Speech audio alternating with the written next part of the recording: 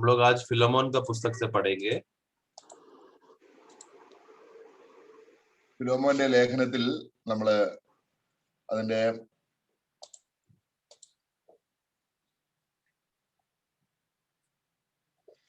18-19 വാക്യങ്ങൾ 18 और 19 में हम इस तरह पढ़ते हैं। അവൻ നിന്നോട് വല്ലതും അന്യായം ചെയ്തിട്ടോ കടംപെട്ടിട്ടോ ഉണ്ടെങ്കിൽ അത് എന്റെ പേരിൽ കണക്കിട്ടുകൊള്ളുക. പൗലോസ് എന്ന ഞാൻ സ്വന്തം കൈയാൽ എഴുതിയിരിക്കുന്നു, ഞാൻ തന്നു തീർക്കാം. पढ़ेंगे। और यदि उसने तेरी कुछ हानि की है या उस पर तेरा कुछ आता है तो मेरे नाम पर लिख ले। मैं पौलुस अपने हाथ से लिखता हूँ कि मैं आप भर दूंगा और इसके कहने की कुछ आवश्यकता नहीं कि मेरा कर्ज जो तुझ पर है वह तू ही है। ഓക്കെ, ഈ വാക്യം വായിച്ചപ്പോൾ എന്റെ ഹൃദയത്തിൽ ഉണ്ടായ പ്രേരണ എന്ന് പറയുന്നത്, നമ്മുടെ കർത്താവായ യേശുക്രിസ്തു പിതാവിന്റെ മുമ്പിൽ നമുക്ക് വേണ്ടി മധ്യസ്ഥ ചെയ്യുന്നതിന്റെ ഒരു ദൃക്സാക്ഷി വിവരണമാണ്. അല്ലെങ്കിൽ അത് വളരെ സത്യമായിരിക്കുന്നു എന്ന് പൗലോസ് ഓനോസിമോസ് എന്ന് പറയുന്ന ഒരു സഹോദരന് വേണ്ടി തന്റെ യജമാനനായ ഫിലോമോനോട് മധ്യസ്ഥ ചെയ്യുന്ന ചില കാര്യങ്ങളാണ് നമ്മൾ ഈ 18-19 വാക്യത്തിൽ വായിച്ചത്. जब मैं ये वाक्य पढ़ते समय में मैंने एक बात याद किया कि सारा हमारा प्रभु यीशु मसीह का मध्यस्थी सेवा है जो हमारे विषय में उन्होंने हमारे लिए किया है। वही स्वभाव की रीति से हम देखते हैं फिलोमोन के ये जो दास है ओनेसिमुस के विषय में हम देखते हैं कि पौलुस उसके लिए मध्यस्थी करता है। നമ്മുടെ ആത്മീയ ജീവിതത്തിൽ ചിലരാണെങ്കിൽ വളരെയധികം പുറകോട്ട് പോകുന്നുണ്ട്, ചിലര് വളരെ മുന്നോട്ട് പോകുന്നുണ്ട്. മുന്നോട്ട് പോകുന്നവര് ഒരു അധപ്പതനത്തിലേക്ക് വീഴാൻ സാധ്യതയുണ്ട്, പുറകോട്ട് പോകുന്നവരും അധപ്പതനത്തിൽ തന്നെയാണ്. അപ്പോൾ ഇവരെ രണ്ടുപേരെയും ബാലൻസിൽ നിർത്തുന്ന ഒരു കാര്യമാണ് നമുക്ക് വേണ്ടി 24 മണിക്കൂറും ഒരാൾ പ്രാർത്ഥിക്കുന്നു എന്നുള്ളത്. हम जानते हैं विश्वासियों का जो विश्वासी दौड़ का स्तर को अगर हम देखा जाए तो कुछ विश्वासी हम देखते हैं विश्वास के माप में आगे है, और हम देखते हैं कि कुछ विश्वासी जो है वो जो बढ़ोतरी जितना होना चाहिए था उतना नहीं हुआ, वो लोग पीछे है। इस तरह ऊपर नीचे का परिस्थिति है। परंतु हम एक बात देखते हैं, जो आगे बढ़ चुके हैं या उनके विषय में भी एक डर रहता है कि क्या वो आगे चलकर वो गिर ना जाए, और जो पीछे है वो लोग तो पहले से ही एक गिरा हुआ परिस्थिति है, इसके लिए वो लोग पीछे अवस्था में है। तो ये दोनों बाजू, दोनों पहलू, दोनों अवस्था को परिस्थिति के बीच में रुककर एक व्यक्ति है जो हमारे लिए मध्यस्थी करता है, जिसको बैलेंस पे लाता है, वो है हमारा प्रभु यीशु मसीह। നമുക്ക് വേണ്ടി കർത്താവ് ക്രൂശിൽ മരിച്ചതിനുള്ള ബന്ധത്തിൽ നമ്മൾ വായിക്കുന്നുണ്ട്. റോമാലേഖനം 5-ാം അധ്യായത്തിൽ കർത്താവ് നമ്മൾ പാപികളായിരുന്നപ്പോൾ തന്നെ നമുക്ക് വേണ്ടി മരിച്ചു, ദൈവസ്നേഹം വെളിപ്പെടുത്തി എന്ന് പറഞ്ഞതുപോലെ തന്നെ നമ്മൾ രക്ഷിക്കപ്പെട്ടു വന്നതിന് ശേഷം നമ്മൾ പിന്നെയും പാപത്തിൽ പോവുകയും ഒരു പ്രത്യാശയും ഇല്ലാതിരിക്കുമ്പോൾ തന്നെ എനിക്ക് വേണ്ടി യേശുക്രിസ്തു ഈ അവസ്ഥയിലും പ്രാർത്ഥിക്കുന്നു എന്നുള്ള ഒരു ആശയം ആത്മാവ് നമുക്ക് പ്രകാശിക്കുമ്പോൾ പെട്ടെന്നൊരു ഉത്സാഹം നമുക്ക് ഉള്ളിൽ ഒരു വലിയ, കാരണം നമ്മൾ പാപിയായിരുന്നപ്പോൾ ദൈവം നമ്മളെ സ്നേഹിച്ചതാണ്. അപ്പോൾ നമ്മൾ പിന്നീട് ജീവിതത്തിലേക്ക് വന്നപ്പോൾ പല ക്രമക്കേടുകളും വന്നു, പിന്മാറിപ്പോയി, നമുക്ക് ഒരു ആശയില്ലാതെ വരുന്നു. നമ്മളെ ഉത്സാഹിപ്പിക്കാൻ ആത്മാവ് തരുന്നതാണ് കർത്താവായ യേശുക്രിസ്തു നമുക്ക് വേണ്ടി പ്രാർത്ഥിക്കുന്നു എന്ന തിരുവചനം. കാരണം ഒരു മധ്യസ്ഥന്റെ ആവശ്യകത എപ്പോഴും ഒരു ബലഹീനന് വേണ്ടി ഉണ്ട് എന്നുള്ളത് ദൈവത്തിന് ഒരിക്കലും കൈവിടാൻ കഴിയാത്ത ദൈവത്തിന്റെ വാഗ്ദത്തമാണ്. तो इसके लिए हम देखते समय में वहां पर एक अवस्था, जब एक पापी का अवस्था होते समय में पाप को छुटकारा देने के लिए प्रभु यीशु मसीह जगत पर आया, उसको बचाया। उसके बाद ये विश्वासी को जब एहसास होते समय में हम एक बात क्या देखते हैं कि ये विश्वासी के लिए एक वो विश्वास का दौड़ में जब आगे चलते समय में उसके लिए यही प्रभु यीशु मसीह जो उसके लिए जान दिया, लहू बहाया, उसका आगे बढ़ोतरी के लिए और ना गिरने के लिए ये प्रभु यीशु मसीह उसके लिए प्रार्थना कर रहा है, उसका मध्यस्थी कर रहा था कि वो बने रहे। ये एक विश्वासी के लिए कितना बड़ा आश्वासन और खुशी की बात है, क्योंकि ये प्रभु उसको कितना संभाल रहा है।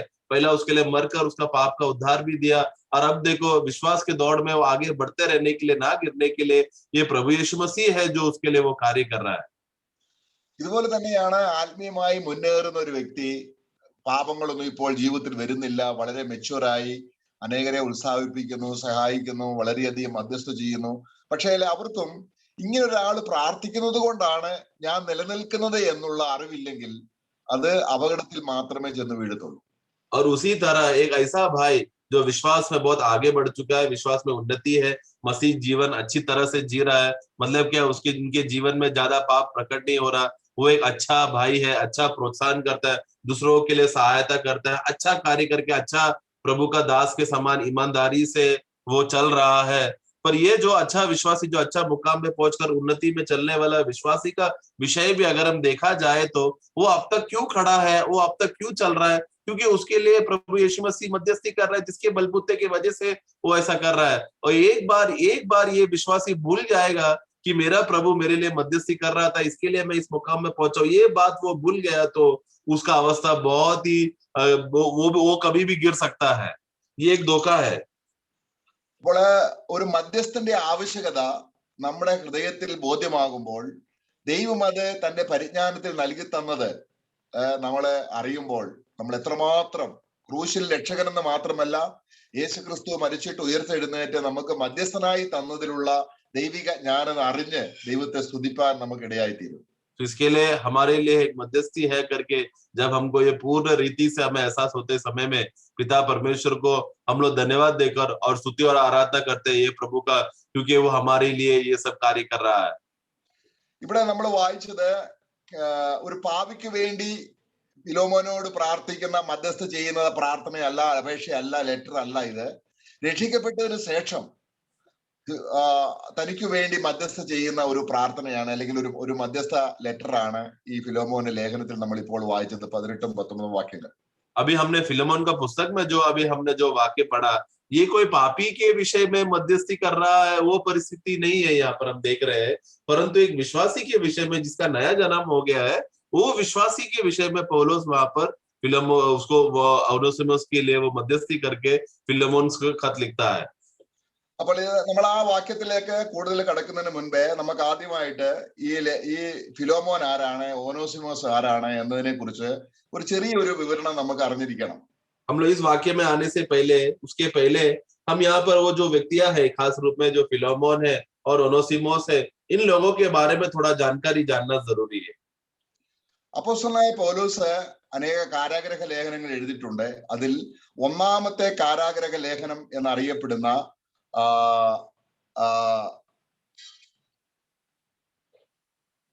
ഫിലിപ്പിയ ലേഖനം, എഫെസോസ് ലേഖനം, അതുപോലെ തന്നെ ഫിലോമോൻ ലേഖനം, ഇത് താനെ റോമാ കാരാഗ്രഹത്തിൽ 2 വർഷം തടവിലായിരുന്നപ്പോൾ എഴുതിയ ലേഖനമാണ്. तो हम देखते समय में जब प्रेरित पौलुस जब वो जेल में बंदीगृह में फंसा हुआ था, खास रूप में जब रोमियो ने उसको पकड़कर बंदीगृह में डालते समय में तब लिखा हुआ खत में से एक है। उस समय में हम देखते कि उन दिनों में उन्हें फिलिपियों का पुस्तक, एफेसों का पुस्तक, कोलोसियों का पुस्तक, ये सब वो बंदीगृह में बैठा लिखा था। उसी समय में वो 2 साल जब वो उस जेल में रहते समय में लिखा हुआ ये एक पुस्तक है, फिलोमोन का ये खत। അപ്പോൾ കൊലോസ്യ പട്ടണത്തിൽ താൻ വേല ചെയ്തപ്പോൾ അവിടെ നിന്നും പ്രമുഖനായ ധനികനായ ഒരു മനുഷ്യനാണ്, സഹോദരനാണ് നമ്മുടെ പ്രിയ ഫിലോമോൻ. तो फिलोमोन जब पौलुस जब कोलोसे में रहते समय में, वहां पर सेवा करते समय में, वहां पर एक जाना माना और एक धनवान व्यक्ति था फिलोमोन। എനിക്ക് അനേകം അടിമകൾ ഉണ്ടായിരുന്നു. और ये फिलोमोन को बहुत से गुलाम थे. താന് ആ സഭ, കൊലോസിയയിൽ സഭ ആരംഭിക്കുമ്പോൾ അത് സഭ കൂടി വന്നത് ഫിലോമോന്റെ വീട്ടിലാണ്. और जब हम देखते हैं कि वो कोलोसियों में जब नया नया कलीसिया का आरंभ होते समय में हम देखते हैं वो फिलोमोन के घर में था, नया नया सा शुरू किया था, आरंभ में शुरू किया था. ഈ ലേഖനത്തെ കുറിച്ച് പോളികാർപ്പും അതുപോലെയുള്ള യോഹന്നാന്റെ ശിഷ്യന്മാരായിരിക്കുന്ന പൂർവ്വ സഭാപിതാക്കന്മാർ പറയുന്നത്, അതിന് 2ാം വാക്യത്തിൽ നമ്മൾ വായിക്കുന്നുണ്ട്, സഹോദരി അപ്പിയ എന്ന് വായിക്കുന്ന ഒരു സഹോദരി അപ്പിയയ്ക്കും. ഈ അപ്പിയ എന്ന് പറയുന്നത് ഫിലോമോന്റെ ഭാര്യയാണ്. പിന്നെ അവിടെ സഹോദരനായ അർക്കിപ്പോസ് എന്ന് പറയുന്നത് ഫിലോമോന്റെ മകനാണ് എന്നാണ് രേഖപ്പെടുത്തിയിരിക്കുന്നത്. और हम जब अगर कलीसिया के इतिहास को जब पढ़ते समय में, खास रूप में यूहन्ना प्रेरित का जो चेला है पोलीकार्प, जिसको हम लोग कलीसिया का पूर्व पिता को जैसा करके हम बोलते हैं, उन लोगों ने ये इतिहास में वो लोग इस रीति से लिखते समय में वो लोग ने एक बात बताया था। वाक्य 2 की पुस्तक में हम देखते हैं कि एक है अफीफिया, और जो ऐसा माना जाता है कि वो फिलोमोन का पत्नी है करके, और दूसरा है अर्किफिपोस। वो उसके विषय में हम देखते हैं कि ऐसा कहा जाता है कि वो फिलोमोन का बेटा है करके। അവിടെ അപ്പോൾ കൊലോസ്യ പട്ടണത്തിലെ സഭ കൂടി വന്നത് ഫിലോമോന്റെ വീട്ടിലാണ്. 2-ാം വാക്യത്തിലുണ്ട് നിന്റെ വീട്ടിലെ സഭയ്ക്കും. हाँ, और हम देखते समय में कोलोसियों के उस समय, उन दिनों में शुरुआत में फिलेमोन के घर में था कलीसिया, वो लोग इकट्ठा होते थे, जहां पर हम दूसरा वाक्य में हम देखते हैं कि फिलोमोन के घर की कलीसिया करके हम पढ़ते हैं। അപ്പോൾ പൗലോസ് കൊലോസ്യ പട്ടണത്തിൽ വേല ചെയ്യുമ്പോൾ ഫിലോമോന്റെ വീട്ടിൽ വരികയും ഫിലോമോന്റെ അടിമകളുമായിട്ട് പരിചയമുണ്ടായിരിക്കുകയും അങ്ങനെ ഫിലോമോന്റെ വീട് സംബന്ധിച്ച് നല്ല പരിജ്ഞാനവും നല്ല പരിചയമുള്ള വ്യക്തിയാണ് പൗലോസ്. तो हम देखते हैं पौलुस जब कोलोसियों के बीच में रहते समय में, वहां पर सेवा करते समय में फिलेमोन के साथ ज्यादा रिश्ता, उन्होंने गहरा रिश्ता रखा था, और फिलेमोन के घर में बार बार आने जाते रहते समय में पौलुस अच्छी तरह से फिलेमोन के घराने के जो गुलाम लोग हैं उनके साथ वो अच्छा रिश्ता और पहचान उनके साथ भी वो हो गया था। इस तरह का एक अच्छा रिश्ता था पौलुस और फिलेमोन के बीच में। അങ്ങനെ ഫിലോമോന്റെ വീട്ടിൽ വെച്ച് ഫിലോമോന്റെ അടിമയായ ഓനോസിമോസ് എന്ന് പറയുന്ന ആള്, അന്ന് അവൻ വിശ്വാസി ആയിരുന്നില്ല. അവിടെ നമ്മൾ വായിക്കുന്നുണ്ട് അതിന്റെ 15-ാം വാക്യത്തിൽ. उसका 15 वाक्य में हम जब देखते हैं, उस ऐसे समय में एक गुलाम था ओनोसिमोस करके, जो उस समय में वो विश्वासी तो नहीं था। അവൻ അല്പകാലം വേറിട്ട് പോയത് അവനെ സദാകാലത്തേക്ക് നിനക്ക് ലഭിക്കേണ്ടതിന് ആയിരിക്കും. അവൻ ഇനി ദാസനല്ല, ദാസന് മീതെ प्रिय सहोदरन तन्ने. उसका वाक्य 15 पढ़ेंगे। क्योंकि क्या जाने वह तुझसे कुछ दिन तक के लिए इसी कारण अलग हुआ कि सदैव तेरे निकट रहे, परंतु अब से दास की नाई नहीं वरन दास से भी उत्तम अर्थात भाई के समान रहे, जो शरीर में भी और विशेषकर प्रभु में भी मेरा प्रिय हो. ഞാൻ പറഞ്ഞല്ലോ, അവിടെ കൊലോസ്യ സഭ ഉളവായതിനു ശേഷം അനേക വർഷങ്ങൾ കഴിഞ്ഞ് പൗലോസ് റോമൻ കാരാഗൃഹത്തിൽ അടയ്ക്കപ്പെട്ടു. हम देखते हैं कि जब वो पौलुस जब पकड़ाया गया था, पकड़ाया जाने समय पर काफी समय तक वो रोम के बंदीगृह में, जेल में था. അപ്പോഴാണ് ഈ ഓനേസിമസ് ഫിലോമോന്റെ ചില വസ്തുക്കൾ മോഷ്ടിച്ചുകൊണ്ട് താനെ കൊലോസ്യ പട്ടണത്തിൽ നിന്ന് റോമ പട്ടണത്തിലേക്ക് ഒളിച്ചോടിപ്പോയി. और उस समय में, ऐसा समय पर हम देखते हैं कि एक दिन ये ओनोसिमोस जो फिलोमोन का गुलाम है, वो फिलोमोन के घर से कुछ महंगा चीजें, बहुमूल्य चीजें वो चुराया और कोलोसिया छोड़कर रोम की ओर भागा. അദ്ദേഹം ജയിലിൽ അടയ്ക്കപ്പെട്ടതെന്ന് അറിയത്തില്ല. തന്റെ കയ്യിൽ ഒരുപക്ഷെ വിലപ്പെട്ട വസ്തുക്കൾ കണ്ടുകൊണ്ട്, ഒരു അടിമയുടെ കയ്യിൽ കാണാൻ പാടില്ലാത്ത കാര്യങ്ങൾ കണ്ടപ്പോൾ റോമൻ പടയാളികൾ അദ്ദേഹത്തെ പിടിച്ച് അറസ്റ്റ് ചെയ്തു, റോമൻ കാരാഗൃഹത്തിലാക്കി.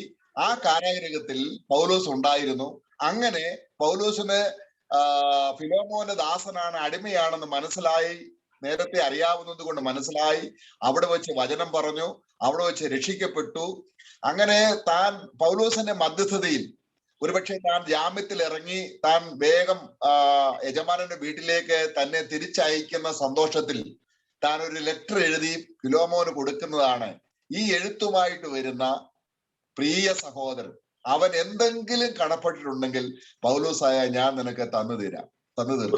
तो इसके लिए इस विषय में हम देखते हैं कि जब ओनोसिमोस वो कुछ तो फिलोमोन के घर से कुछ तो मूल्यवान चीज चोरी करके जब वो रोम में वहां पर आया, तो ऐसा कहा जाता है कि रोम के से अधिकारी लोगों ने वो देखा कि एक दास के हाथ में इस तरह बहुमूल्य चीज है जो एक गुलाम के हाथ में होना नहीं चाहिए, इसलिए शक के दायरे पर उन लोगों ने उसको पकड़ा था और उसको वही कारागृह में उसको डाला था जहां पर पौलुस वहां पर था.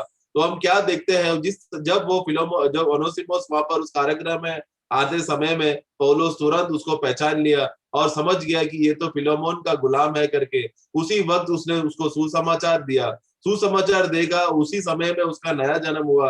नया जन्म होने के बाद पौलुस वहां पर रोम के साथ सरकार के साथ, क्योंकि पौलुस रोमिया अधिकार नागरिक है, उसने अपना सामर्थ्य से उसने ओनोसिमोस को जल्दी उसने बेल करके उसको तुरंत उसको फिलोमोन के पास जाने के लिए कहता है. और वापस जाते समय में इस तरह का ये खत वहां पर पौलुस फिलोमोन को के नाम पे लिखकर देते समय में वो कहता है कि ये हमारा प्रिय भाई है करके. ഇത് നമ്മള് ഇവിടെ രണ്ട് കാര്യമാണ് പ്രധാനമായിട്ടും. അവിടെ അതിന്റെ 18-ാം വാക്യത്തിൽ അന്യായം ചെയ്യുകയോ കടം വിടുകയോ ചെയ്തിട്ടുണ്ടെങ്കിൽ तो वहां पर 18 वाक्य में जब पढ़ते समय में अगर इसने यदि तेरे साथ कुछ हानि की है या तेरे साथ कुछ अता किया है या अन्याय किया है तो ഓക്കെ, അതിന്റെ അർത്ഥം उसका अर्थ यह है ഓനോമേസ് ചെയ്തിരിക്കുന്ന കടത്തിന് കടം വീട്ടാൻ ഓനോസിമേസിന് ഒരിക്കലും കഴിവില്ല. अभी ओनोसिमोस ने जो काम उसने जो गलती किया है वो गलती का जो मजदूरी जो उसको देना पड़ेगा वो मजदूरी का काबिलता ओनोसिमोस के पास नहीं है. എന്നാൽ പൗലോസിന് ആ കടം വീട്ടാനുള്ള പ്രാപ്തിയുണ്ട്. परंतु पौलोस को क्या हम देखते हैं कि वो एक काबिल व्यक्ति था और एक योग्य व्यक्ति था. जो भी कर्ज था ओनोसिमोस जो फिलोमोन को देना चाहिए चोरी करने की वजह से वो देने का क्षमता पौलोस में था. അപ്പോൾ പൗലോസിന് ഈ ആശയം കിട്ടിയത് യേശു ക്രിസ്തുവിന്റെ മധ്യസ്ഥതയിൽ തനിക്ക് ലഭിച്ച നന്മകൾ അറിഞ്ഞിട്ട് താൻ കടപ്പെട്ടവനാണെന്നും അന്യായം ചെയ്തവനാണെന്നും എന്നെ ദൈവസന്നിധിയിൽ നീതീകരിക്കാനും എനിക്ക് വേണ്ടി അപേക്ഷിപ്പാനും യേശു ക്രിസ്തു ഉണ്ട് എന്നുള്ള ആ ആഴമായ ദൈവസ്നേഹത്തിന്റെ അറിവിൽ നിന്നാണ് താൻ ഇങ്ങനെ ഒരു ലെറ്റർ എഴുതുന്നത്. तो ये पौलोस के विषय में हम देखते समय में पौलोस का जिंदगी में स्वयं में ये अनुभव हुआ बात है.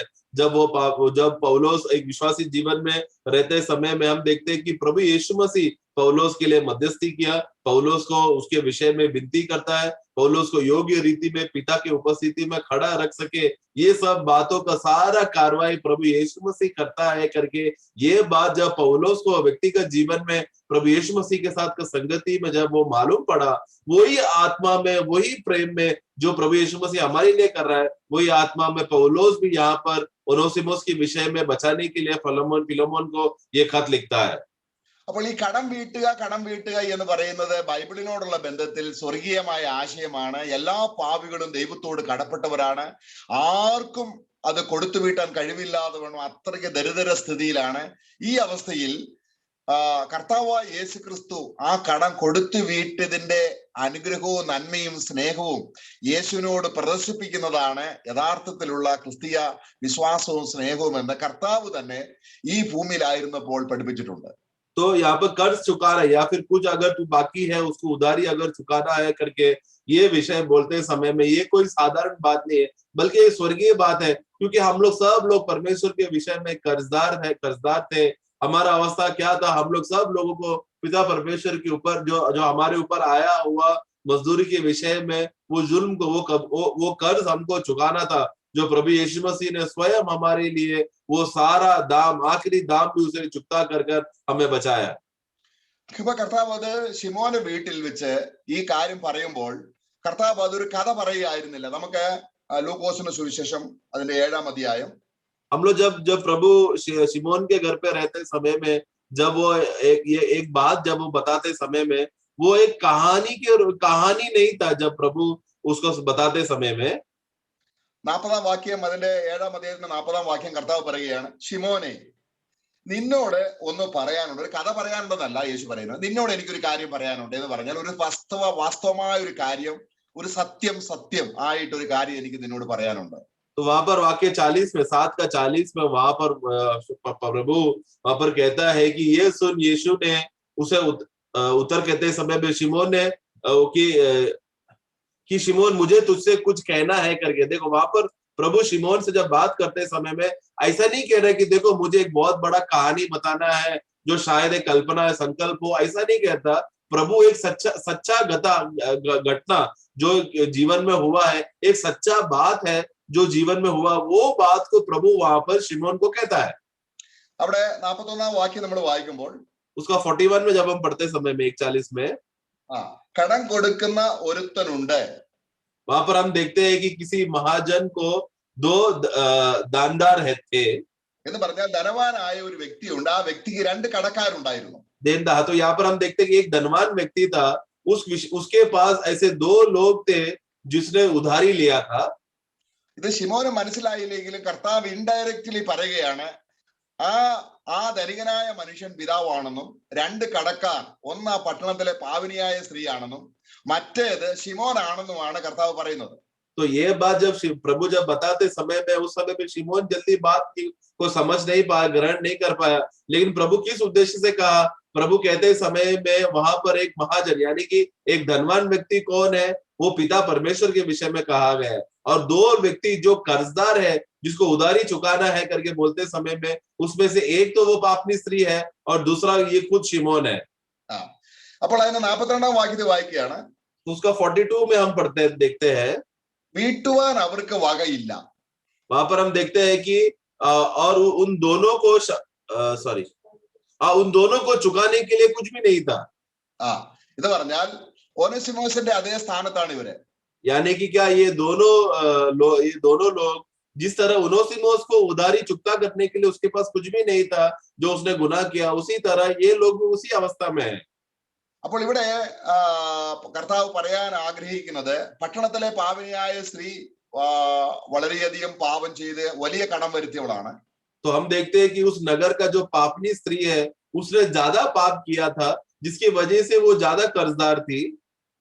എന്നാൽ ശിമോൻ ന്യായപ്രമാണ പ്രകാരം ജീവിക്കുന്നവനാണ്, എങ്കിലും അവൻ പാപിയാണ്. അവൻ കുറച്ചു പാപമേ ചെയ്തിട്ടുള്ളെങ്കിലും രണ്ടു പേർക്കും ആ കടം വീട്ടാൻ കഴിയാതെ വണ്ണം കടബാധിതരാണ്. और दूसरा मजदूर जो हम देखते हैं कि जो शिमोन है, वो भले ही व्यवस्था के आज्ञा के अनुसार वो अपना जिंदगी जिया, तो भी परमेश्वर की नजर में वो पापी है। और इस तरह, और उसने छोटा पाप किया होगा शायद, पर परमेश्वर की नजर में पापी है। परंतु और दोनों का अवस्था, शिमोन हो या वो पापनी स्त्री, दोनों को भी अपना कर्ज चुकाने के लिए हैसियत नहीं था। അപ്പം വീട്ടുവാൻ വകയില്ലാത്തത് കൊണ്ട് യജമാനൻ എന്ത് ചെയ്തു? രണ്ടു പേർക്കും ഇളച്ചു കൊടുത്തു എന്ന് പറഞ്ഞാൽ രണ്ടുപേരും ഇത് കൊടുക്കണ്ട. हाँ, तो इसलिए अभी जब परमेश्वर ने देखा कि दोनों लोगों को उनका वो मजदूरी, उनका वो जो कर्ज था, वो कर्ज को चुकता नहीं कर सकता है, देखा तो परमेश्वर ने दोनों को माफ किया, क्षमा किया। यानी कि क्या, अब से तुम ये मेरा जो कर्ज बचा था वो तुम मत दो। എന്ന് പറഞ്ഞാൽ ദൈവനീതിയുടെ മുൻപാകെ ആരെങ്കിലും കൊടുക്കാതിരുന്നാൽ അത് ദൈവത്തിന് നീതി നിവർത്തിക്കാൻ കഴിയാത്തത് കൊണ്ട് ദൈവത്തിന് ക്ഷമിപ്പാൻ കഴിയുകയില്ല. എന്നാൽ ദൈവം ക്ഷമിക്കാൻ കാര്യം എന്താണ്? യേശു ക്രിസ്തു അവരുടെ കടം കൊടുത്തു വീട്ടുന്നതിനെ കാണിക്കുകയാണ്. ഇൻഡയറക്റ്റ് ആയി കർത്താവ് പറയുകയാണ്, ഈ അധികം കടപ്പെട്ടവനും കുറച്ചു കടപ്പെട്ടവനും ഞാൻ പിതാവിന് കൊടുത്തു വീട്ടുന്നു. तो यहाँ पर देखो, परमेश्वर के धार्मिकता के सामने अगर कोई व्यक्ति आकर ये सोचता है कि मैं परमेश्वर का सारा कर्ज को मैं चुकता कर सकता हूं करके, ये विचार और ये मनोभावना अगर कोई रखता है, तो ऐसा परिस्थिति में, ऐसा मनोभावना में परमेश्वर वो व्यक्ति को क्षमा नहीं कर सकता। परंतु ऐसा अवस्था में रहते समय में भी प्रभु यहाँ पर क्या कर रहा है? हमारा कर्ज को चुकता कर रहा है। ഇവിടെ കർത്താവ് വളരെ ഈ സഹോദരിയുടെ പാപം ക്ഷമിച്ചു കിട്ടിയതുകൊണ്ട് വളരെയധികം യേശു ക്രിസ്തുവിനെ സ്നേഹിക്കുന്ന സ്നേഹത്തിന്റെ പ്രദർശനം 4 വിധത്തിൽ അവൾ വെളിപ്പെടുത്തുകയാണ്. तो यहाँ पर हम देखते समय में ये पापनी स्त्री जिसको ज्यादा कर्ज था, ज्यादा पाप के वजह से, इसलिए परमेश्वर ने जब उसको जब माफ किया तो उसको ज्यादा माफी मिला, जिसकी वजह से वो माफी का वो खुशी जो है वो 4 तरीके से वो प्रकट करती है। 43-ാം വാക്യത്തിൽ വായിക്കുകയാണ്, അധികം ഇളച്ചു കിട്ടിയവൻ അല്ലെങ്കിൽ കൂടുതൽ പാപക്ഷമ കിട്ടിയവൻ, കൂടുതൽ കടപ്പെട്ടവൻ ആ കടം ക്ഷമിച്ചു കിട്ടിയ യജമാനനെ ഏറ്റവും അധികം സ്നേഹിക്കും എന്ന് പറഞ്ഞിട്ട് കർത്താവ് പറയുകയാണ്. तो वहां पर जब वो शिमोन बोलते समय में 43 में, जिसको ज्यादा क्षमा मिला वो ज्यादा खुश रहेगा, वो ज्यादा प्रेम करेगा करके उसके विषय में वहां पर प्रभु कहता है। അവിടെ അതിന്റെ 44-ാം വാക്യത്തിൽ കർത്താവ് പറയുകയാണ്, ഞാൻ നിന്റെ വീട്ടിൽ വന്നു. 44 में वहां पर कहता है, ഇവളോ കണ്ണുനീർ കൊണ്ട് എന്റെ കാൽ നനച്ചു. वहां पर देखो, प्रभु वहां पर क्या कहता है? उस स्त्री को देखकर प्रभु वहां पर कहता है कि मैं तेरा घर पर आया, परंतु ये मैं आने के बाद ये स्त्री ने क्या किया? अपना आंसू से मेरा पैर को धोया, തലമുടി കൊണ്ട് തുടച്ചു. और फिर उसने अपने बालों से मेरा पैर को साफ किया. നീ എനിക്ക് ചുമ്മനം തന്നില്ല, ഇവളോ ഞാൻ അകത്തു വന്നത് മുതൽ ഇടവിടാതെ എന്റെ കാൽ ചുംബിച്ചു. तूने तो मुझे चुम्बन नहीं दिया, बाकी 45 में, पर जब से मैं यहाँ आया हूँ तब से ये मेरे पैरों पर ये चुम्बन दे रही है. എന്നിട്ട് പിന്നെ പറയുകയാണ്, നീ എന്റെ തലയിൽ തൈലം പൂശിയില്ല, ഇവളോ പരിമള തൈലം കൊണ്ട് എന്റെ കാൽ പൂശി. और फिर 46 में हम देखते हैं कि तूने मेरे सिर पर तेल नहीं मला, पर इसने मेरे पाँव पर इत्तर मला है. അപ്പോൾ സാധാരണ ഒരു യഹൂദന്റെ വീട്ടിൽ ഒരു ഗുരു വരുമ്പോൾ ആ അതിഥിയായിരിക്കുന്ന വ്യക്തി അതിഥേയനെ സ്വീകരിക്കേണ്ട കാര്യമാണ് കർത്താവ് പറയുന്നത്. തലയിൽ അഭിഷേകം ചെയ്യണം, കാല് കഴുകണം, കാല് തുണി കൊണ്ട് പ്രത്യേക ടൗല് കൊണ്ട് തുടയ്ക്കണം, കാല് അവനെ ചുംബിക്കണം. ഈ കാര്യം ഒന്നും ശിമോൻ ചെയ്തില്ല. तो वहां पर यहूदियों का रिवाज के हिसाब से देखते समय में जब उनके घर में एक बड़ा अतिथि आते समय में जो गुरु का पदवी रखता है, वो तो एक इज्जतदार मेहमान जब घर पे आते समय में खास रीति से हम देखते हैं कि अतिथि सत्कार करते समय में वहां पर वो घराना जो घर का व्यक्ति है वो हमेशा इस तरह अतिथियों को वो आकर पहला पैर धोता है, फिर एक खास कपड़ा होता है उसका पैर साफ करने के लिए, धोने के बाद फिर उनको चुम्बन किया जाता है और फिर सर में अभिषेक तेल मला जाता है, इतर डाला जाता है। ये सब कोई भी बात शिमोन ने नहीं किया। നമുക്ക് ഇവിടെ ശിമോനെ സംബന്ധിച്ചിടത്തോളം ഇതൊന്നും ചെയ്യത്തക്കവണ്ണം യേശു യോഗ്യതയുള്ളവനാണെന്നുള്ള ഒരു ബോധ്യത അവർക്ക് ഉണ്ടായില്ല. तो अभी शिमोन का विषय में देखते समय में ये सब करना जरूरी नहीं है करके, क्योंकि यीशु इतना बड़ा आदमी नहीं है करके इस तरह का अवस्था शिमोन ने अपना मन में रखा था, इसलिए इस तरह का कोई भी सेवा अतिथि सत्कार इसने नहीं किया। നമുക്ക് യേശുക്രിസ്തുവിനെ മധ്യസ്ഥതയുടെ യാഥാർത്ഥ്യം നമുക്ക് വെളിപ്പെട്ട് കിട്ടുമ്പോൾ जब हमको കർത്താവ് നിലനിൽക്കുന്നത് പോലെ തന്നെയാണ് നമ്മൾ ഓരോരുത്തർക്കു വേണ്ടിയും കർത്താവ് നിലനിൽക്കുന്നത്. यहाँ पर हम देखते हैं समय में जब प्रभु यीशु मसीह का मूल्यता को हम जब समझते हैं, वो मध्यस्थी को समझते समय में जिस तरह यहाँ पर जो अवस्था हुआ है वही बात को हमारे जीवन में भी हम देखते हैं। അപ്പൊ പാപം ക്ഷമിച്ച് കിട്ടിയതിന്റെയും യേശുക്രിസ്തു മധ്യസ്ഥത ചെയ്യുന്നതിന്റെയും കാരണം എന്റെ പാപം ക്ഷമിച്ച വ്യക്തി തന്നെയാണ് എനിക്ക് മധ്യസ്ഥനായി നിൽക്കുന്നത്. तो यहाँ पर पाप का क्षमा और मध्यस्थी का खासियत हम देखते समय में जिस व्यक्ति ने मेरा पाप का क्षमा किया है वही मेरा मध्यस्थ है। അപ്പൊ കർത്താവായ യേശുക്രിസ്തു ഇന്ന് എനിക്ക് വേണ്ടി മധ്യസ്ഥ ചെയ്യുന്നു എന്നുള്ളത് നമ്മുടെ ഹൃദയത്തിന് ഈ സഹോദരിയെ പോലെ തന്നെ അവന്റെ കാൽക്കൽ വന്ന് അവന്റെ കാലിൽ ചുംബിച്ച് കണ്ണുനീര് കൊണ്ട് നമ്മളെ മാസത്തിൽ പാപക്ഷമയുടെ അനുഭവം നമുക്ക് ആത്മാവ് നമ്മുടെ ഉള്ളിൽ തരുമ്പോൾ നമുക്ക് കർത്താവിനോട് ഒരു വലിയ സ്നേഹം നമ്മുടെ ഹൃദയത്തിൽ പരിശുദ്ധാത്മാവ് ഉളവാക്കും. നമ്മൾ ഉളവാക്കുന്നതല്ല, ദൈവത്തിന്റെ സ്നേഹം നമ്മിൽ പകർന്ന പരിശുദ്ധാത്മാവിനാൽ നമുക്ക് ഉളവാകുകയാണ്. जिस तरह ये पापनी स्त्री को अपना गलती एहसास होने के बाद प्रभु की उपस्थिति में आकर जो सेवा करने का मन हुआ, उसी रीति में हमारा विषय में भी है। जब प्रभु हमारा पाप का बोध करते समय में हमारे अंदर पवित्र आत्मा से भरकर उनका प्रेम में विवश होकर प्रभु की उपस्थिति में एक नम्र मन में प्रभु की उपस्थिति में बनकर उनका सेवा करने का मन होता है। ये कोई हमारा स्वयं का इच्छा उत्पन्न करने वाला बात नहीं है, परंतु पवित्र आत्मा हमारे अंदर बस कर ये इच्छा लाने वाला विषय है, बात है ये। നമ്മൾ ചിന്തിക്കുന്നുണ്ട്, അവിടെ മത്തായിയുടെ സുവിശേഷം 5-ാം അധ്യായത്തിൽ നമ്മൾ വായിക്കുന്നുണ്ട്, അവസാനത്തെ കാശ് കൊടുത്തു തീരുവോളം അവനെ തടവിൽ വെച്ചുകൊണ്ടിരിക്കും. അപ്പൊ നമ്മളൊക്കെയും ഇനിയും മരിച്ചു കഴിഞ്ഞ് ദൈവം നമ്മളെ തടവിൽ വെക്കും, നമ്മൾ കൊടുത്തു തീർക്കേണ്ടി വരും. ഇങ്ങനെയൊക്കെ നമ്മൾ ചിന്തിക്കുന്നത് യേശുക്രിസ്തുവിന്റെ വീണ്ടെടുപ്പിന്റെ പരിജ്ഞാനം ഇല്ലാത്തത് കൊണ്ടാണ്. കാരണം യേശു തന്റെ അവസാനത്തെ ഡ്രോപ്പ് രക്തം വരെയും നമുക്ക് വേണ്ടി ചൊരിഞ്ഞു.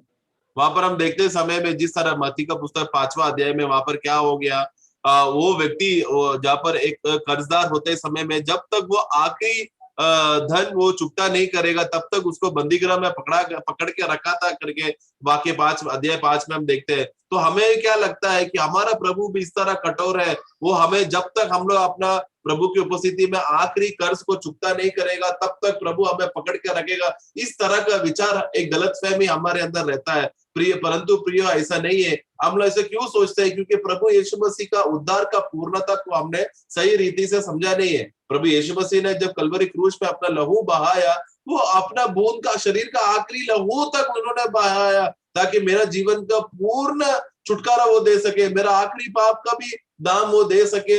उतना बड़ा दाम प्रभु ने दिया है। യേശുക്രിസ്തുവിന്റെ ശരീരത്തിലെ ലാസ്റ്റ് ഡ്രോപ്പ് ബ്ലഡും എന്റെ പാപക്കടം വീട്ടാൻ കൊടുത്തു വീട്ടി എന്നൊരാൾക്ക് ബോധ്യമുണ്ടെങ്കിൽ ഇനി എന്നോട് വീട്ടാൻ ദൈവം പറയുന്നെങ്കിൽ ദൈവം അനീതി ഉള്ളവനാണെന്നാണ് ആ വ്യക്തി പറയുന്നത്. तो इसके लिए अभी यीशु मसीह जब उनका शरीर में से वो आखिरी बूंद, उसका जितना लहू खून था उसका आखिरी, वो लहू का आखिरी बूंद भी प्रभु यीशु मसीह ने मेरा पाप का छुड़ौती के लिए बहा दिया है करके ये बात मैं विश्वास करने के बाद भी मैं अगर ऐसा सोच रहा हूँ कि पिता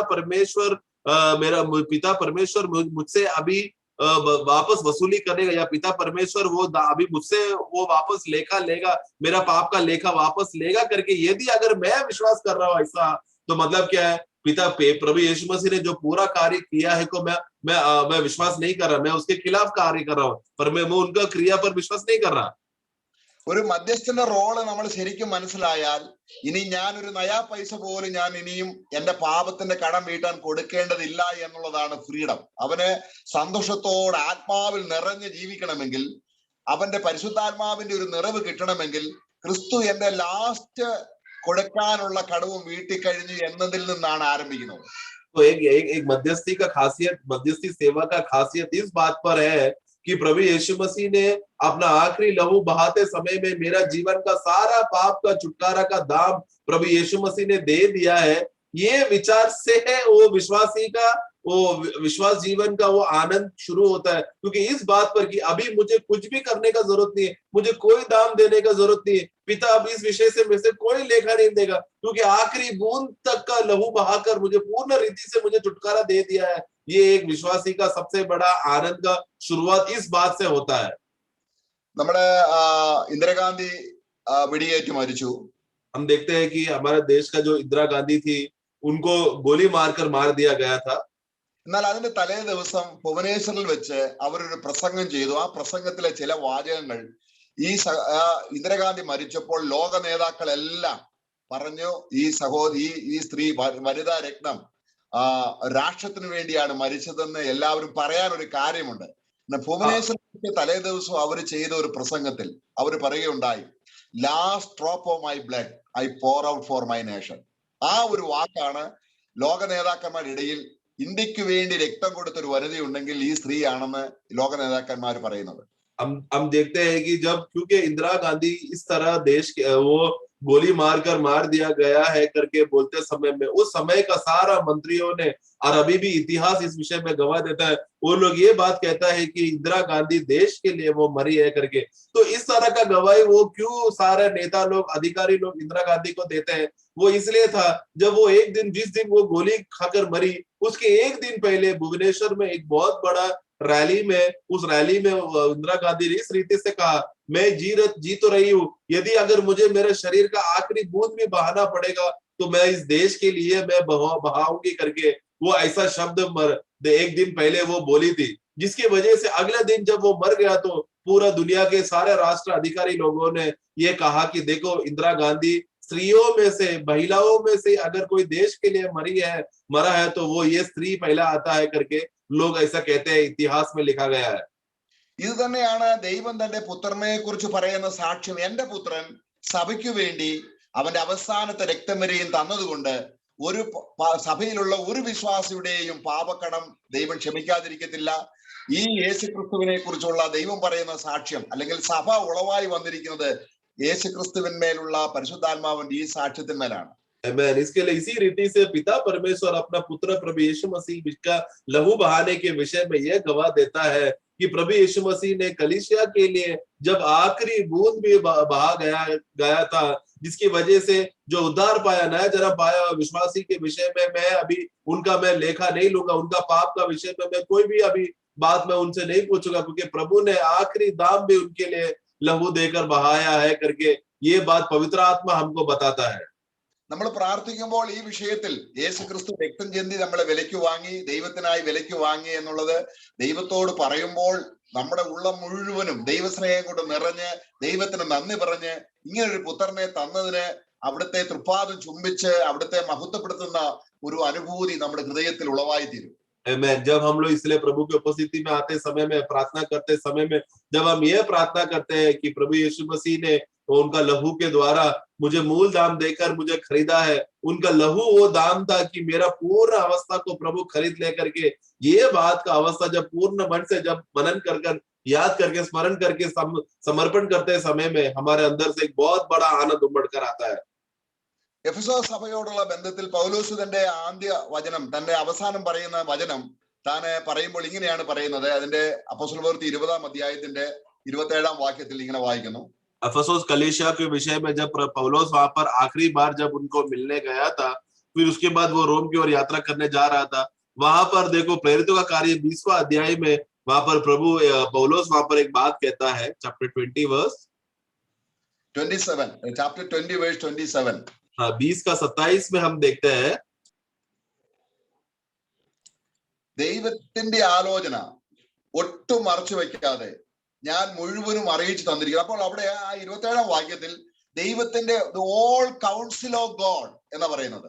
हाँ, वहां पर हम देखते हैं क्योंकि परमेश्वर की सारी मनसा की तुम्हारे पूर्ण रीति से बसने जिका है, यानी कि क्या वहां पर पौलुस ने प्रभु के विषय में जब वो गवाही देते समय में, मैंने ऐसा कोई भी बातें मैंने छुपाई नहीं है, बल्कि सब का सब बातें मैंने तुमको बताया है करके, जो भी प्रभु का विषय के बातें था वो सब बातें पूर्ण रीति से मैंने बताया है. ആ വാക്യം പ്രത്യേകം കൂട്ടണം, all the council of God. यानी कि मैंने पूर्ण रीति से वहां पर सारी मनसा की बातें मैंने बताया है. എന്നിട്ട് അത് എന്താണെന്ന് 28-ാം വാക്യത്തിൽ വളരെ ബ്രീഫായിട്ട് പറയുന്നത്. എന്താണ് ഓൾ കൗൺസിൽ ഓഫ് ഗോഡ്? और वो पूर्ण रीति क्या है करके वहां पर उसका 28वां वाक्य में हम पढ़ते समय में हम देखते हैं. 28 വായിക്കുകയാണ്. നിങ്ങളെ തന്നെയും താൻ സ്വന്തം രക്തത്താൽ സമ്പാദിച്ചിരിക്കുന്ന, അത് സമ്പാദിക്കുക എന്ന് പറഞ്ഞാൽ കടം വീട്ടി. उसका 28 पढ़ेंगे. इसलिए अपनी और अपने पूरे झुंड की चौकसी करो, जिसमें पवित्र आत्मा ने तुम्हें अध्यक्ष ठहराया है, कि तुम परमेश्वर की कलीसिया की रखवाली करो, जिसे उसने अपने लहू से मोल लिया है. देखो, लहू से मोल लिया है मतलब क्या? एक विश्वासी के लिए, जो एक पापी को विश्वासी बनाने का विषय में जो भी जितना भी दाम चुकाना था, वो पूरा दाम ये लहू को मोल देकर दे दिया है. ഇവിടെ പൗലോസ് വളരെ പ്രധാനപ്പെട്ട ഒരു കാര്യം പറയാണ്. ദൈവം തന്റെ പുത്രൻ മുഖാന്തരം വിലയേറിയ രക്തം കൊടുത്ത് സമ്പാദിച്ച സഭ എന്നുള്ളതിന് മാറ്റം വരുമെന്നും, ചിലരുടെ ഉപദേശ രൂപത്തിലേക്ക് പോയി ഞാൻ ഈ ഉപദേശം പറഞ്ഞതുകൊണ്ടാണ് നിങ്ങൾ രക്ഷപ്പെട്ടതെന്ന് പറഞ്ഞ് ചില ദുരുപദേശങ്ങൾ കൊണ്ടുവന്ന മനുഷ്യന്റെ കീഴിലേക്ക് സഭയെ കൊണ്ടുവരുന്ന സമ്പ്രദായം വരുമെന്നാണ് അവിടെ അടുത്ത വാക്യത്തിൽ താപ്പോട്ട് വായിക്കുന്നത്. और फिर जब नीचे नीचे पढ़ते समय में वहां पर पौलुस उनको चेतावनी देकर बताता है कि मैं तुम्हारे बीच में से हट जाने के बाद तुम्हारे बीच में से फाड़ खाने वाला भेड़िया आएंगे और प्रभु के लोगों को वो तितर बितर करेंगे, और प्रभु ने जो तुम्हारे लिए जो कार्य किया है विषय से उससे तुमको दूर ले जाएगा करके इस बात का चेतावनी वो देता है. 20-ാം വാക്യത്തിന്റെ അധ്യായത്തിന് 30-ാം വാക്യം, उसका തങ്ങളുടെ പിന്നാലെ വലിച്ചു കളവാനായി വിപരീത ഉപദേശം പ്രസ്താവിക്കുന്ന പുരുഷന്മാർ. അപ്പൊ നമ്മള് ആരംഭ സമയത്തൊക്കെ ഇത് അറിയാമെങ്കിലും കുറച്ച് കഴിയുമ്പോൾ ഇങ്ങനെയുള്ള കാര്യങ്ങളിൽ ഒരു ആത്മാർത്ഥത നഷ്ടപ്പെട്ട് ദൈവവുമായി ബന്ധമില്ലാതെ നമ്മൾ ദൈവം ചെയ്ത സ്നേഹത്തെ ഓർക്കാതിരിക്കുമ്പോൾ നമ്മള് എന്ത് ചെയ്യുന്നു? നമുക്ക് പിന്നെയും ക്ഷീണവും ബലഹീനതയും ആത്മീയമായ ഒരു പ്രോത്സാഹനം ഇല്ലാതിരിക്കുകയും ചെയ്യുന്നു. അപ്പോഴും നമുക്ക് വേണ്ടി മധ്യസ്ഥ ചെയ്യുന്ന ഒരു കർത്താവുണ്ട്, എനിക്ക് വേണ്ടി പ്രാർത്ഥിക്കുന്ന ഒരു കർത്താവുണ്ട് എന്ന് നാം ഹൃദയത്തിൽ ഗ്രഹിച്ചാൽ അടിപട നമ്മുടെ ഹൃദയത്തിൽ ആത്മാവിന് ഉണർവുണ്ടാവും. കാരണം ക്രിസ്തു കൊടുത്ത പേയ്മെന്റിന്റെ സാക്ഷിയാണ് പരിശുദ്ധാത്മാവ്. वाक्य 30 पढ़ेंगे. तुम्हारे बीच में से ऐसे ऐसे मनुष्य उठेंगे जो चेलों को अपने पीछे खींच लेने को टेढ़ी मेढ़ी बातें कहेंगे. देखो, ऐसा ये पौलुस ने ये चेतावनी देते समय में देखो, तो ये विश्वासियों के जीवन में आने वाला बातें हैं.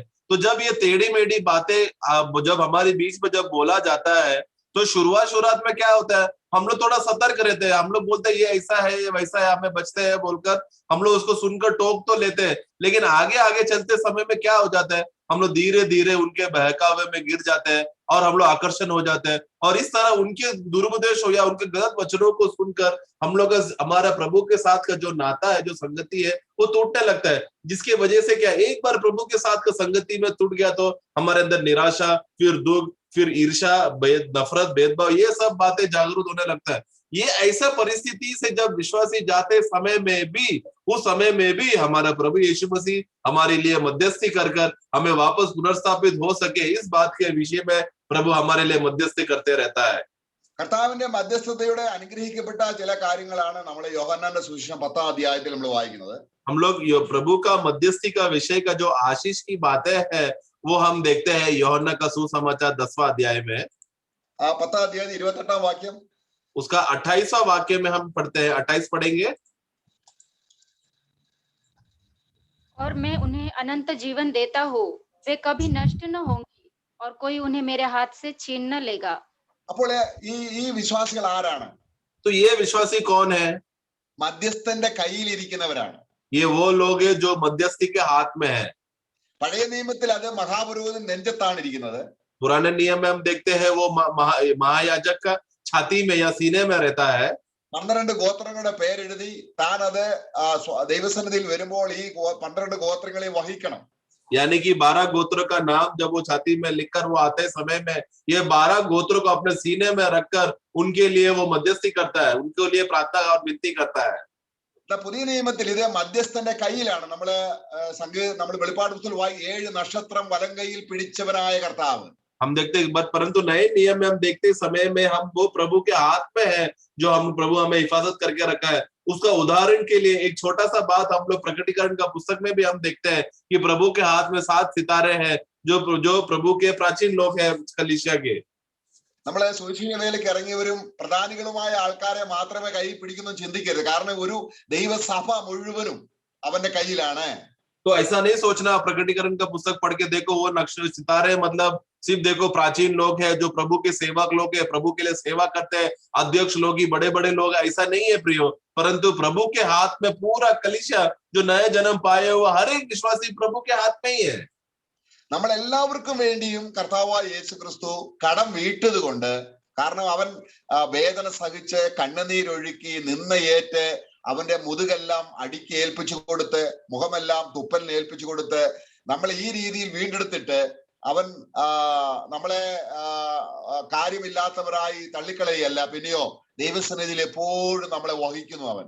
तो ऐसा जो ये प्रभु यीशु मसीह जो सभी विश्वासियों के लिए कष्ट सहा, सभी विश्वासियों के लिए वेदना सहा, सभी विश्वासियों के बचाने के लिए रोम के लोगों ने जब उसको दाढ़ी नोचा, उसको पत्थर मारा, उसको नंगा किया, ये सब बातें सभी विश्वासियों के लिए जब उस समय में क्रूस में सहते समय में बाद में वो सब विश्वासियों को छोड़ देगा, सिर्फ कुछ विश्वासियों को पकड़ के रखेगा।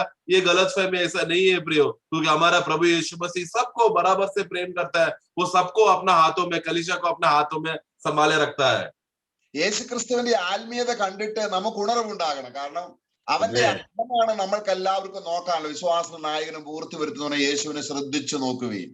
इसके लिए यीशु मसीह का आत्मिकता और उनका भक्ति को हमें ताकते हुए देखना है, क्योंकि उनको देखते समय में है हमारे अंदर जागृति आता है जो हम लोग इब्रानियों में पढ़ते हैं कि विश्वास का नायक और पूर्ति करने वाले ये यीशु मसीह को ध्यान से हमें देखना है। നമ്മള് ഒരു വാക്യം കൂടെ വായിക്കാം. एक और वाक्य हम पढ़ेंगे, യോഹന്നാന്റെ സുവിശേഷം 17-ാം അധ്യായം, यूहन्ना का सुसमाचार 17 अध्याय അതിന്റെ 9-ാം വാക്യത്തിൽ उसका 9वां वाक्य में ഞാൻ അവർക്ക് വേണ്ടി അപേക്ഷിക്കുന്നു, मैं उनके लिए विनती करता हूँ, ലോകത്തിനു വേണ്ടിയല്ല, संसार के लिए नहीं, നീ എനിക്ക് തന്നിട്ടുള്ളവർ നിനക്കുള്ളവർ ആകൊണ്ട് അവർക്ക് വേണ്ടി അത്ര. അപ്പം ദൈവത്തിനുള്ളവർക്ക് വേണ്ടി പ്രാർത്ഥിക്കാനാണ് യേശുക്രിസ്തുവിനെ മഹാപുരോഹിതനായി മൽക്കിസേദേക്കിന്റെ ക്രമപ്രകാരത്തിൽ ആണയിട്ടുറപ്പിച്ച് ദൈവം മധ്യസ്ഥ ശുശ്രൂഷ കൊടുത്തിരിക്കുന്നത്. परंतु उनके लिए है जिन्होंने तुमने मुझे दिया है, क्योंकि वे तेरे ही है। देखो प्रभु यीशु मसीह जिनके लिए विनती करता है वो परमेश्वर के लोग हैं और वो परमेश्वर से आया हुआ लोग है जो प्रभु यीशु मसीह उनके लिए विनती करता है। ये बात जब प्रभु उनके लिए मध्यस्थी करते समय में हम देखते हैं इब्रानियों का पुस्तक में जिस तरह वो उस जो हमसे वाचा बांधा हुआ बात को वो शपथ से उसको मजबूत कर वो हमें हमारे लिए मध्यस्थी करता है। അവിടെ നമ്മള് എബ്രായ ലേഖനം 7-ാം അധ്യായത്തിന്റെ 22-ാം വാക്യം, इब्रानियों 7 का 22 में हम इस तरह पढ़ते हैं, 7 का 22 पढ़ेंगे। सो यीशु से एक उत्तम वाचा का जन्म ठहरा। എന്ന് പറഞ്ഞാൽ പഴയ നിയമത്തിൽ ഒരു ആടിനെ യാഗം അർപ്പിക്കുമ്പോൾ ആടിന്റെ രക്തത്തിന് സംസാരിക്കാനോ ആടിന്റെ ആ രക്തത്തിന്റെ ഉടമസ്ഥനായ ആടിനെ മധ്യസ്ഥ ചെയ്യാനോ കഴിയത്തില്ല. അതിന് പകരം പുരോഹിതന്മാരാണ് മധ്യസ്ഥ ചെയ്തുകൊണ്ടിരുന്നത്. तो एक उत्तम वाचा का जामीन ठहरा। तो यहाँ पर देखो पुराने नियम में जब बलिदान करते समय में क्या होता था, वो मेमना जिसको वध किया जाता था वो मेमना को कभी भी वो लोग जिस लोगों के लिए मर रहे हैं, जिस लोगों के लहू बहा रहे उनके लिए बात नहीं कर सकते, उनके लिए विनती नहीं कर सकता था, परंतु महायाजक को खास रीति से उनके ऊपर हाथ रखकर मध्यस्थी करना पड़ता था। അപ്പം രക്തം മൃഗത്തിന്റെയും മധ്യസ്ഥ ചെയ്യുന്നവൻ മനുഷ്യന്റെയുമായിരുന്നു. तो तो अभी देखो जो प्रायश्चित के लिए जो लहू बहाया जाता था वो तो जानवर का था, पशु का था, और परंतु प्रायश्चित करने वाला कौन था? एक मनुष्य था। അതുകൊണ്ടാണ് അവർക്ക് ഒരാള് ഒരു യഹൂദന് വേണ്ടി അനേകര് പുരോഹിതന്മാരായിട്ടുണ്ട്. इसके लिए हम देखते हैं कि एक यहूदी के लिए, ये एक यहूदी के जीवन में, उसके जीवन में बहुत सारा मध्यस्थी आया है और गया है, क्योंकि हमेशा महायाजक बदलते रहता था। 23-ാം വാക്യം, उसका 23वां वाक्य में हम देखते हैं, മരണ നിമിത്തം അവർക്ക് നിലനിൽപ്പാൻ മുടക്കം വരിക കൊണ്ട് പുരോഹിതന്മാരായി തീർന്നവർ അനേകരാകുന്നു. उसका 23 पढ़ेंगे। वे तो बहुत बड़ी संख्या में याजक बनते आए, इसका कारण यह था कि मृत्यु उन्हें रहने नहीं देती थी। അതുകൊണ്ട് നമ്മള് 23-ാം വാക്യത്തിൽ ഇങ്ങനെ വായിക്കുന്നു, വിശേഷതയേറിയ ഒരു നിയമത്തിന്, കാരണം യേശുവിന് മരണമില്ലാത്തത് കൊണ്ടും യേശു ക്രിസ്തു എന്നേക്കും ഇരിക്കുന്നത് കൊണ്ടും താൻ മധ്യസ്ഥ ചെയ്യുന്നവർക്ക് എല്ലാവർക്കും ഒറ്റ മഹാപുരോഹിതനാണ്. उसका 23 पढ़ेंगे। वे तो बहुत बड़ी संख्या में याजक बनते, सॉरी 24, पर यह युगान युग रहता है, इस कारण उसका याजक पद अटल है। देखो प्रभु यीशु मसीह का याजकीय सेवा ये खास ये सेवा है। पुराने नियम का जैसा एक महायाजक आया फिर दूसरा महायाजक आएगा, ऐसा बदलने वाला महायाजक नहीं है, परंतु ये युगानुयुग टिकने वाला, रहने वाला एक याजक का खास पद है। इसलिए सारे कलीसिया का विश्वास के लिए एक ही महायाजक युगानुयुग रहेगा, वो बदलेगा नहीं। പിതാവിന്റെ സന്നിധിയിൽ യേശു ക്രിസ്തു പേരെടുത്ത് പറഞ്ഞു പ്രാർത്ഥിക്കാത്ത ഒരു വ്യക്തിക്കും ദൈവവുമായിട്ട് ഒരു ബന്ധവും ഉണ്ടാവത്തില്ല. देखो पिता परमेश्वर के सामने यीशु मसीह जिन लोगों का नाम लिया ही नहीं है पिता के सामने, उन लोगों को पिता परमेश्वर के साथ कोई रिश्ता नहीं है। നമ്മൾ അടുത്ത് ചെല്ലുമ്പോൾ യേശു ക്രിസ്തു നമുക്ക് വേണ്ടി പ്രാർത്ഥിക്കുകയല്ല. ऐसा नहीं है कि हम लोग अचानक आत्मिकता थोड़ा भक्ति जागरूक हो गया, चलो आओ मैं प्रभु यीशु मसीह के पास जाता हूँ, भक्ति करता हूँ, आराधना करता हूँ बोलकर जाते हैं, फिर प्रभु यीशु मसीह हमारे लिए प्रार्थना करता है, ऐसा नहीं है प्रियो। യേശു ക്രിസ്തു എന്ന മഹാപുരോഹിതൻ എനിക്ക് വേണ്ടി മധ്യസ്ഥ ചെയ്ത് എനിക്ക് വേണ്ടി പ്രാർത്ഥിക്കുന്നത് കൊണ്ട് ഞാൻ ധൈര്യത്തോടെ അടുത്ത് വരാനാണ് പറയുന്നത്. परंतु हमारे लिए एक ऐसा श्रेष्ठ महायाजक है जो दिन रात हमारे लिए मध्यस्थी निरंतर करते रहते हैं, इसलिए धैर्य से प्रभु के पास आओ करके कह रहा है। നമുക്ക് 25-ാം വാക്യം അങ്ങോട്ട് വായിക്കാം. 7:25. वही 7:25 पढ़ेंगे। इसीलिए जो उसके द्वारा परमेश्वर के पास आते हैं वह उनका पूरा पूरा उद्धार कर सकता है, क्योंकि वह उनके लिए विनती करने को सर्वदा जीवित है। आमेन। അപ്പോൾ ഇന്ന് നമ്മൾ ദൈവത്തോട് അടുത്തത് ആര് മുഖാന്തരമാണ്? तो आज मैं प्रभु का निकट आया, वो किसका कारण है? കർത്താവിന്റെ മധ്യസ്ഥ കാരണം. നമ്മുടെ വിശ്വാസത്തിന്റെ ഊന്നൽ എന്ന് പറയുന്നത് യേശുക്രിസ്തു മൂലമാണ്. താൻ മുഖാന്തരം, യേശുക്രിസ്തു മൂലം, മഹാപുരോഹിതൻ മുഖാന്തരം, നിങ്ങൾക്ക് വേണ്ടി പ്രാർത്ഥിക്കുന്ന മഹാപുരോഹിതൻ മുഖാന്തരം ആരെങ്കിലും അടുത്ത് വന്നാൽ ആ അടുത്ത് വരുന്നവരെ പൂർണ്ണമായ രീതിയിൽ രക്ഷിപ്പാൻ യേശുക്രിസ്തു പ്രാപ്തനാണ്. हम देखते हैं कि इसके लिए जो उसके द्वारा भी प्रभु यीशु मसीह के द्वारा प्रभु यीशु मसीह ने जिन का नाम परमेश्वर की उपस्थिति में लिया है, वो व्यक्ति परमेश्वर की उपस्थिति में धैर्य से कभी भी आ सकता है, वो धैर्य से प्रभु का नाम पुकार सकता है। और ये व्यक्ति जिनका नाम प्रभु ने पुकारा रहेगा, वो व्यक्ति जब प्रभु को पुकारेगा वो उनको पूरा उद्धार कर सकता है। അപ്പൊ എനിക്ക് വേണ്ടി പ്രാർത്ഥിക്കാമെന്ന് യേശുക്രിസ്തു വിലയേറിയ അതിമഹത്തായ ഒരു വ്യവസ്ഥയ്ക്ക് മഹാപുരോഹിതനായിരിക്കെ, ഉത്തരവാദിയായിരിക്കെ എനിക്ക് വേണ്ടി പ്രാർത്ഥിക്കുന്നില്ല എന്നുള്ള ചിന്ത കൊണ്ടാണ് നമ്മൾ പലപ്പോഴും നിരാശയിലും ദുഃഖത്തിലുമായി തീർന്നിരിക്കുന്നത്. तो हमारा प्रभु यीशु मसीह क्योंकि हमारे लिए ऐसा श्रेष्ठ महायाजकीय सेवा का पद में वो बैठकर हमारे लिए प्रतिदिन जो सेवा कर रहा है, ये बात का विषय हम लोग भूल जाने की वजह से या इसको मूल्यता ना रखने की वजह से हम लोग गिरते हैं। നമുക്ക് 26-ാം വാക്യം കൂടെ വായിക്കാം. उसका 26वां वाक्य भी हम पढ़ेंगे, 7:26 इब्रानियों। നമുക്ക് പവിത്രൻ, നിർദോഷൻ, നിർമ്മലൻ, പാപികളോട് വേർപെട്ടവൻ, സ്വർഗത്തേക്കാൾ ഉന്നതൻ. പ്രിയമുള്ളവരെ, നമുക്ക് ദൈവം തന്നിരിക്കുന്ന മഹാപുരോഹിതൻ എത്ര ശ്രേഷ്ഠനാണ്. 26 पढ़ेंगे 26। अतः ऐसा ही महायाजक हमारे योग्य था, जो पवित्र और निष्कपट और निर्मल और पापियों से अलग और स्वर्ग से भी ऊंचा किया हुआ हो। प्रियो इतना बड़ा श्रेष्ठ महायाजक को पिता परमेश्वर ने हमारे लिए दिया है। ഇങ്ങനെ ഒരു മഹാപുരോഹിതൻ സഭയ്ക്ക് ശിരസായി ഉള്ളത് കൊണ്ടാണ് ഈ ബോഡി എന്ന് പറയുന്നതിന് എന്തെങ്കിലും പ്രാധാന്യമുള്ളത്. आमेन। क्योंकि इसलिए ऐसा श्रेष्ठ महायाजक कलीसिया का सर होने की वजह से कलीसिया मसीह का देह है या उनका शरीर का अंग का भाग है करके बोलने का एक मूल्यता एक कारण है, क्योंकि मसीह उनका सिर है, शिरोमणि है। നമ്മൾ പരസ്പരം നോക്കി നിൽക്കാനല്ല, നമ്മളെല്ലാവരും ഒരേ കേന്ദ്ര ബിന്ദുവിലേക്ക്, വിശ്വാസ നായകനും പൂർത്തിവരുത്തുന്നതുമായ യേശുവിലേക്ക് നോക്കുമ്പോൾ നമ്മുടെ അവസ്ഥ മാറും, നമ്മുടെ സന്ദേശങ്ങൾ മാറും, നമ്മുടെ ആഗ്രഹങ്ങൾ മാറും. എല്ലാം സ്വർഗീയന്മാരായി തന്റെ പുത്രന രൂപത്തോടെ ദൈവത്തിന്റെ ആത്മാവ് നമ്മളെ രൂപാന്തരപ്പെടുത്തും. आमेन। इसलिए परिस्थिति आते समय में एक दूसरे को देखकर एक दूसरे को निंदा करें या एक दूसरे के ऊपर निर्भर होकर ना चाहिए, बल्कि हम सब लोगों का एक ही केंद्र बिंदु है, एक ही व्यक्ति पर जिसका नजर हमें ध्यान पूर्वक हमें रखना है, वो है प्रभु यीशु मसीह पर। जब सभी व्यक्तियां इस तरह विश्वासियां प्रभु यीशु मसीह पर नजर रखता है और एक मन होता है, तभी वहां पर जब एक मन में सब लोग आते समय में तभी आपस में प्रेम और आनंद बढ़ता है। റോമ പൗരനായ റോമ രാജ്യത്തിലെ ഏറ്റവും വലിയ കോടീശ്വരനായ ഫിലോമോൻ എന്ന് പറയുന്ന ആ പ്രിയപ്പെട്ട സഹോദരന്റെ ഒരു അടിമയ്ക്ക് വേണ്ടി പൗലോസ് ചെയ്യുന്ന മധ്യസ്ഥത യേശുക്രിസ്തുവിൽ നിന്ന് പഠിച്ച ക്വാളിറ്റിയിലാണ്.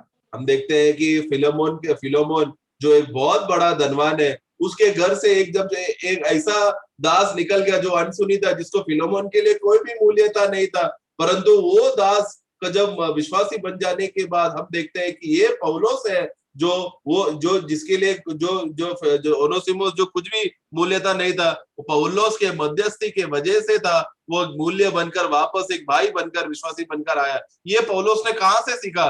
ये पौलोस हमारे लिए मध्यस्थी करने वाला प्रभु यीशु मसीह। हम लोग को तो कोई मूल्यता नहीं, लेकिन प्रभु हमारे लिए मध्यस्थी करके मूल्यवान बनाया। ये सब बातें पौलोस ने प्रभु से सीखा है।